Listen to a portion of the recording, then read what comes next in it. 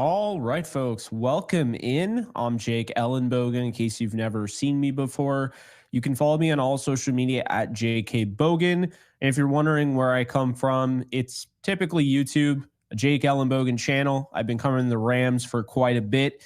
And thanks to Bleacher Report, who has me on quite a bit, I am going to be talking about the Rams' 3 bold predictions in 2024. Before we dive into that, I just want to let you guys know at any point to use the chat. Obviously, you can do that. There's also a poll if you're watching on Bleacher Report. And you can also follow me on the Bleacher Report app at JK Bogan. So let's get into it because I have 3 big-time bold predictions that may or may not be met with some pushback, and that's okay. That's the fun of it. So let's talk about the first one here. I've been saying this for quite a while now because I think we saw Cooper Kupp in the midst of a really quality season, probably one of the better seasons in the NFL in 2022.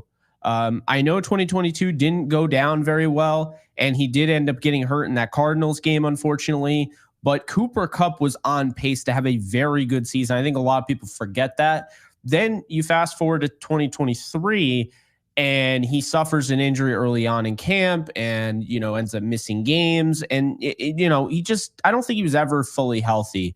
So now we're here in 2024.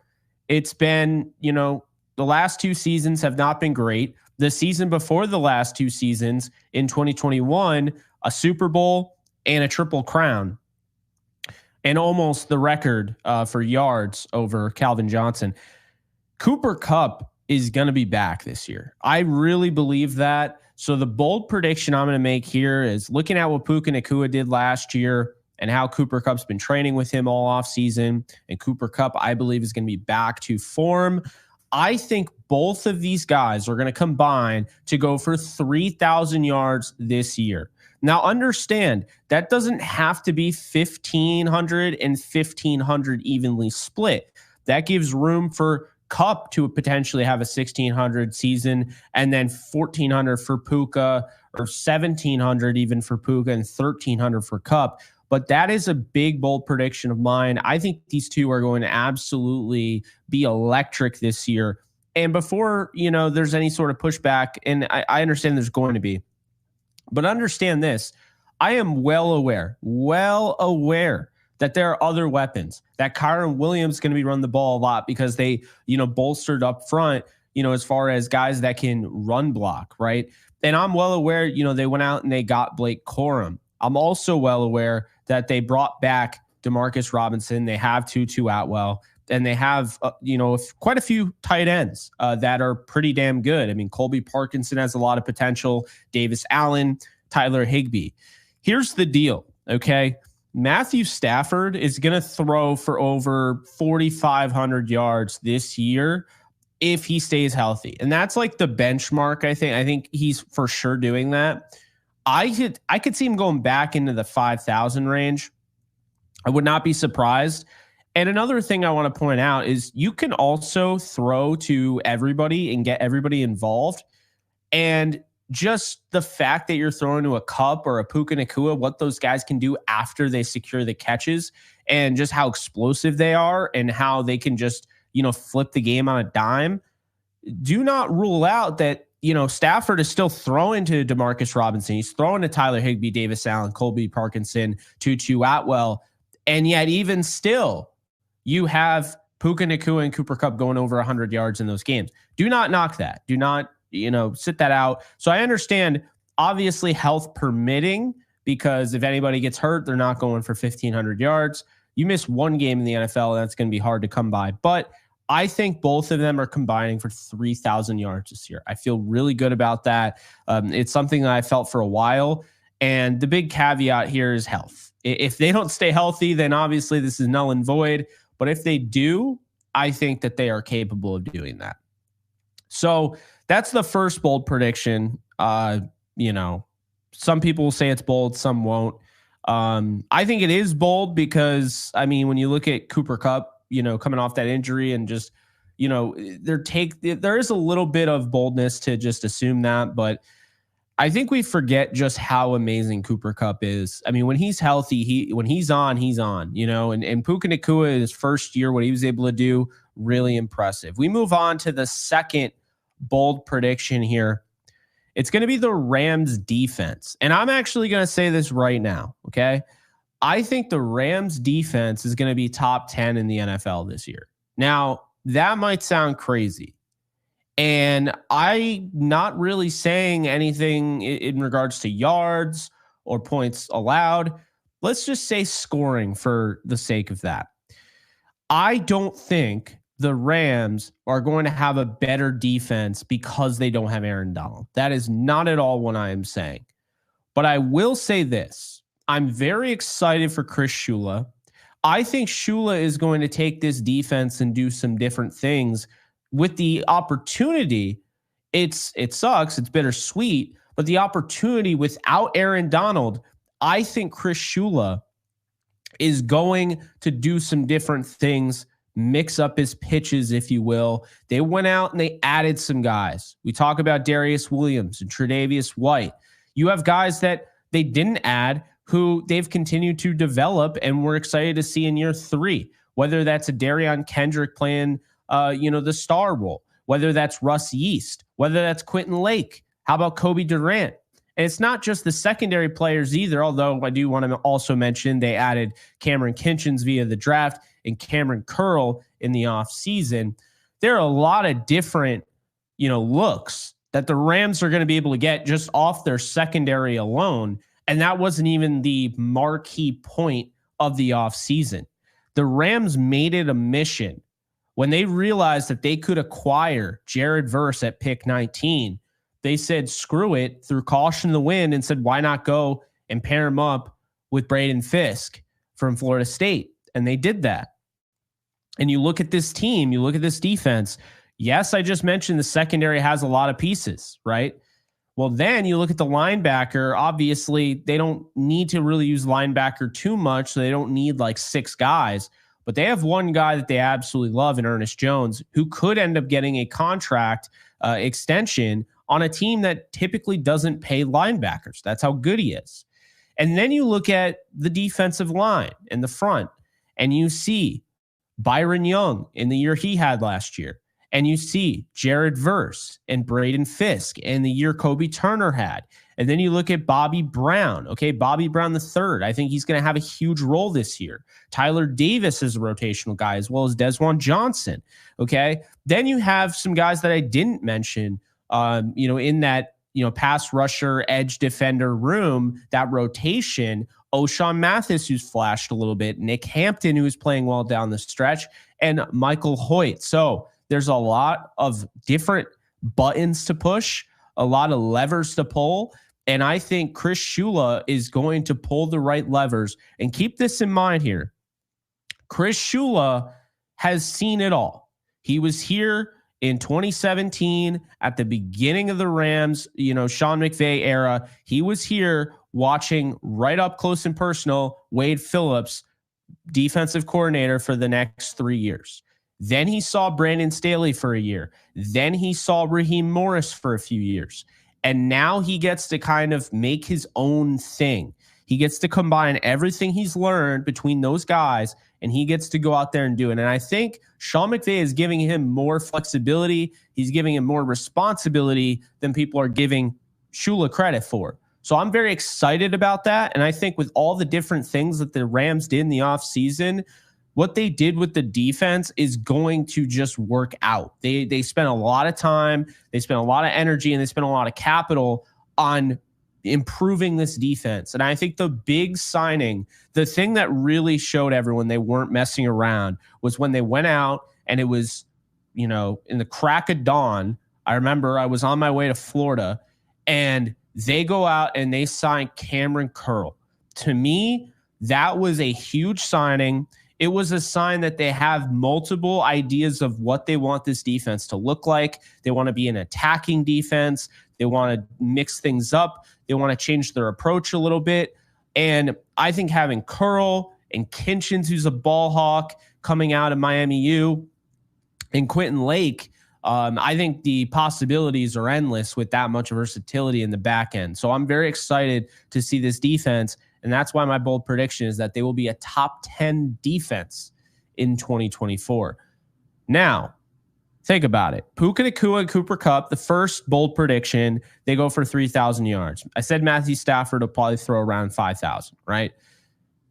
I didn't say anything about the run game, which I think is still going to be very, very good. This is going to be a top 3 offense in football. So keep this in mind, okay?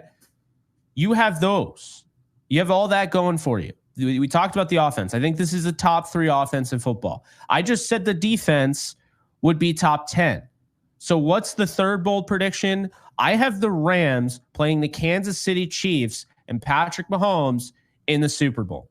I think the Rams and Chiefs, they have been at each other's throats in the past, and they have gotten so close to playing each other in the Super Bowl, and it has not worked out.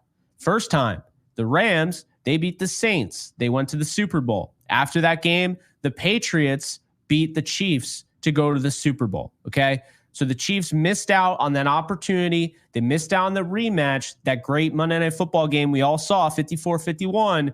The Rams just missed out on playing the Chiefs again. And the Rams, of course, lost that. Then you fast forward a few years. Rams go through a little bit of trouble. They get back to the Super Bowl, okay? They beat the 49ers. They go to Super Bowl 53, or 56, excuse me, 56. And they go to Super Bowl 56. And then the Bengals, who are down by 3 touchdowns at half, make a crazy comeback and knock off the Chiefs to once again spoil a Rams-Chiefs Super Bowl matchup. So I think third time's a charm. I think it happens this year. I think the Rams beat the 49ers in the NFC title game to go to the Super Bowl yet again.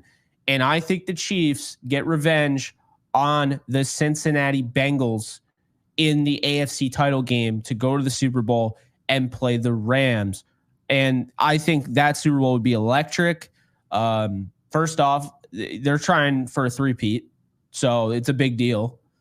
And with the Rams, Sean McVay is vying for his 3rd Super Bowl, be a 2nd Super Bowl win.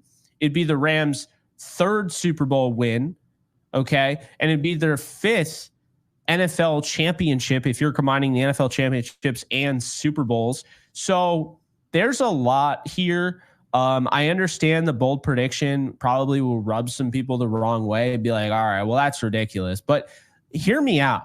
This Rams team was just in the playoffs, were they not? This Rams team just played a team that went to the NFC title game on the road, despite losing all sorts of guys to injuries in the middle of the game, clearly being targeted as well. I mean, you could just look at, Kyron Williams getting hit in the head and Matthew Stafford. And, of course, the big one there, Tyler Higbee getting hit in the knee and the knee going the other way. The Rams barely lost that game to the Lions despite everything. And we're not even going to talk about, Craig Rolstad's awful officiating down the stretch, of course. So they lost that game by 1 point. That was not even the best team that we were going to see. I fell in love with last year's team because I thought there was a lot of adversity there. There was a lot of development. There was a lot of guys that really were just kind of carving out their own roles, right? Big opportunities for these guys. Michael Hoyt takes a huge step as far as play time. He was utilized a lot. Byron Young, to see what he did his rookie year. Kobe Turner, now knowing that it was Aaron Donald's last year, puts a lot on it as well. But to me, this year is a better team. This is a better team than last year. It really is. And they still could make moves. I'm not convinced that the guy behind me there, the jersey behind me, Akello Witherspoon, I'm not convinced he's not brought back. Maybe he isn't, but I could see them doing it. They still have some money if they want to go out and get somebody at the end of training camp. They could do that. The point I'm making here is when you look at the Rams roster as opposed to last year. Last year, the Rams didn't have a bona fide, go-to kicker, okay? That's another thing. Kicker matters. We've seen that. Sam Sloman was pitiful. Okay. The Rams not having a kicker mattered. But when you look at the Rams now, they go out and they get, Cardi. They have their punter. They have returners. I mean, Boston Scott, I mean, they got him for that reason. So I'm excited for that. They don't have needs, folks. Having preferential, having preferences, right? Maybe you prefer to have another edge defender. Maybe you want a more veteran edge defender. Maybe you want another linebacker just in case Ernest Jones goes down or whatever. Those are preferences. They don't have any needs. They have one of the best backup quarterbacks money can buy in Jimmy Garoppolo. Whether you like him or not, Jimmy Garoppolo is a very good backup quarterback to Matthew Stafford. Very good. He's played, meaningful games. He's won playoff games. He is a very good backup. He doesn't have to come in and be the starter right out of the gate. No. But could he run an offense? Could he be a system quarterback and just do what Sean McVay tells him to do? Absolutely. Even if he's a check down Charlie, who cares? He can give you stability while Stetson Bennett tries to grow into that role. Your running backs. I mean, that's one of the best running back room in the league. I mean, you got Kyron Williams, you got Blake Corum, you got Ronnie Rivers, right? Boston Scott. I mean, that's the thing. So you look at the running backs, you look at the quarterbacks, there's not really a need there. Wide receiver? Absolutely not. Okay, they got Jordan Whittington in the 6th round. He's going to have a potential role. Tyler Johnson as well. You already talk about Puka Nacua, Cooper Kupp, Tutu Atwell, Demarcus Robinson, but I like those other 2 guys as well. Then tight ends. Hunter Long is still on this roster. So they have a lot of depth there because they have Davis Allen, they have Colby Parkinson, Tyler Higbee, and Hunter Long. Offensive line, they went out and they got Jonah Jackson, okay? They brought back Kevin Dotson, despite the fact a lot of people didn't think he'd be back.